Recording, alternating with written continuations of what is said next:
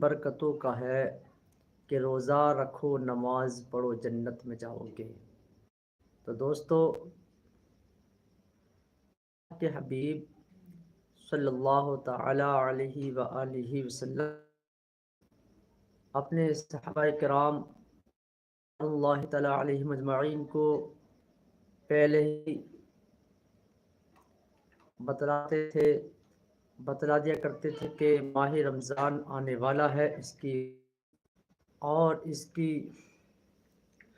خوبصورتی کے تعلق سے اللہ کے حبیب صلی اللہ تعالی علیہ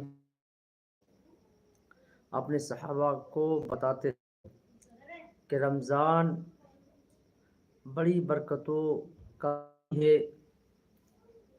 اور جب ماہ رمضان کی جب پہلی ساعت آتی ہے تو اللہ کی طرف سے ایک ہوا چلتی ہے، خوشبودار ہوا چلتی ہے، اور وہ ہوا جس سے بھی ٹکرا جاتی ہے تو اس کے بارے نیارے ہو جاتے ہیں۔ تو اسی کے انشاءاللہ العزیز جو ہے میں کچھ عرض و معروض کروں گا، آپ کی خدمت میں رکھوں گا۔ آپ تمام ہی بھائیوں بہنوں اور بزرگوں سے گزارش ہے کہ جلدی جلدی آپ لائیو آ جائیے۔ بہت ہی شاندار بیان فیضان، تو جیسا کہ آپ معلوم ہے اس چینل کے مادھیم سے ہم آپ جلد جو ہے لائیو آ جائیے۔ تو دوستو ویلکم، مرحبا۔ تو جلدی جلدی آپ لائیو آ دوستو، اور جہاں جہاں سے بھی آپ ویڈیو کر رہے ہیں تو اس ویڈیو کو زیادہ سے زیادہ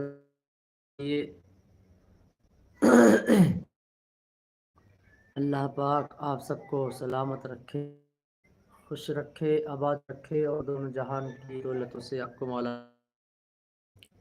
پیارے پیارے اسلام بھائیوں، خدائے اللہ کے کروڑ احسان ہیں کہ اس نے ہمیں رمضان جیسی عظیم نعمت سے سرفراز فرمایا، اور ماہ رمضان کے فیضان کے کیا کہنے، اس کی تو ہر گھڑی ہر ساعت رحمت بھری ہے، اور اس مہینے میں اجر و ثواب بہت ہی زیادہ بڑھ جاتا ہے۔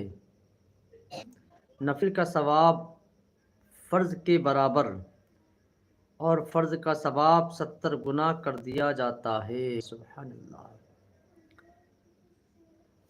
ایک حدیث کے مطابق ایک بار درود شریف پڑھیں تو لاکھ درود شریف کا ثواب ملتا ہے۔ ایک اور حدیث میں آتا ہے کہ جو کوئی رمضان المبارک میں ایک بار سبحان اللہ کہے اس کو اس قدر ثواب ملے گا جو غیر رمضان میں 1,00,000 بار سبحان اللہ کہنے پر ملتا۔ سبحان اللہ۔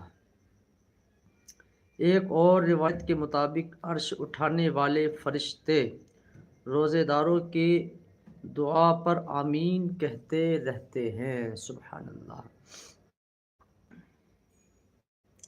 اور دریا کی مچھلیاں افطار دعائے مغفرت کرتی رہتی ہیں۔